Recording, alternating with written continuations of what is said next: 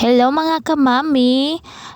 Kumusta? Matagal din akong hindi nakapag-vlog, mga ilang araw din.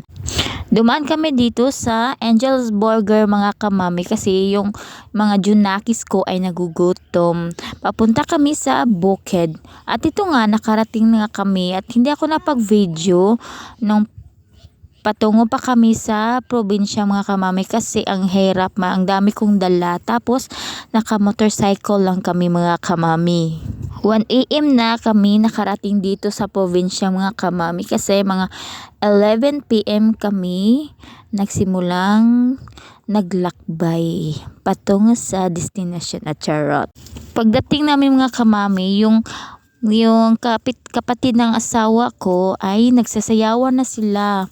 Ganito kami mga kamami kapag may okasyon, grabe, walang unending talaga yung sayawan mga kamami, napakabebo talaga. At pagdating din namin, yung baboy na ilelechon, ito na ready na siya, ang kailangan na lang ay tuhugin siya sa bakal mga kamami. At ito na yung hanging rice. May laman na niyang rice. Ang kailangan na lang ay lutuin yan mga kamami.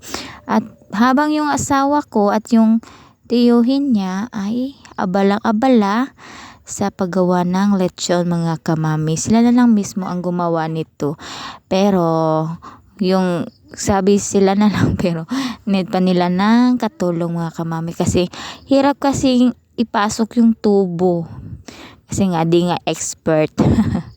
Ika nga nila, try and try until na matutunan mo siya, di ba? Pagkagising namin mga kamami, ito yung bumungad sa amin, yung lechon malapit nang maluto mga kamami. Yung sabik na sabik kang kumain ng lechon kasi matagal na din hindi kami nakakain ng lechon mga kamami kasi nga tipid-tipid. Yung masarap sa lechon, yung balat, napaka-crispy mga kamami. At ito na nga, luto na siya ang lechon. Kain tayo mga kamami. Di na talaga ako nagpaawat mga kamami.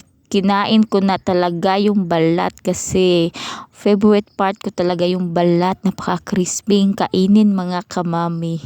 At nang natapos kong tikman yung lechon mga kamami, ay nagluto ako ng shrimp. Favorito ko rin ito mga kamami. Naging kusinera si Ma'am Sinyo ngayon mga kamami. At ito yung bisayang manok mga kamami. Ang sarap nito, lalo na yung sabaw. At nagluto din ako ng pretong isda mga kamami para gawing iskabitsi. At nang natapos na akong nagluto mga kamami ay agad akong pumunta dito sa bahay ng kapatid ng asawa ko mga kamami para mag-video ke. Yes, si Ma'am Sinyo hilig ding mag-video ke.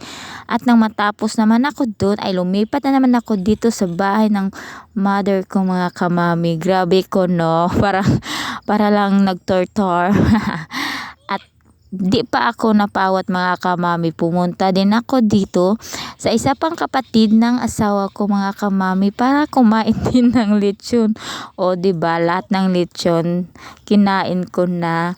At hindi pa napaawat, nag-video din ako dito. Oh, grabe. Grabe yung fiesta mga kamami. Lahat ng bahay tinutor ko talaga. Pupunta talaga ako mga kamami para lang kumain ng lechon. Pagbalik ko dito sa bahay ni mama mga kamami ay yung asawa ko nag-video pa rin. And then dahil gabi na mga kamami ay dito kami sa may kalsada dahil may hinihintay kaming bisita mga kamami. At ito na nga sila. Ito yung si mama ko, yung mother ko talaga, yung totoo kong mother. At ito yung second mother ko mga kamami, mama ng partner ko. Pagkatapos mga kamami ay nandito na kami sa disco.